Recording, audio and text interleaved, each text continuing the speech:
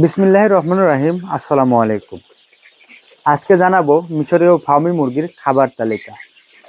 শূন্য থেকে ডিম পাড়া পর্যন্ত কখন কোন সময় কোন ফিড দিতে হয় বিস্তারিত জানাবো এই ভিডিওতে। শূন্য থেকে 1.5 মাস বয়সী মুরগিকে সোনালী স্টার্টার ফিড দিতে হবে। 1.5 মাস থেকে 3 মাস বয়স পর্যন্ত সোনালী গ্রোয়ার ফিড দিতে হবে। 3 মাস থেকে ডিম পাড়া শুরু পর্যন্ত লেয়ার গ্রোয়ার দিতে হবে। ডিম প্রোডাকশন শুরু হয়ে গেলে লেয়ার অন দিতে হবে।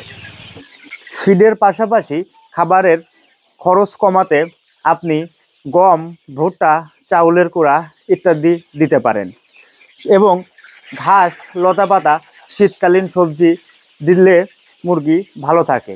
শীতকালীন সবজি খাওয়ালে কিন্তু অবশ্যই দুপুরের সময় দিতে হবে। এরকম তথ্যবহুল ভিডিও পেতে আমাদের ইউএস অ্যাগ্রো ইউটিউব চ্যানেলটি অবশ্যই সাবস্ক্রাইব করে রাখুন। ধন্যবাদ সবাইকে।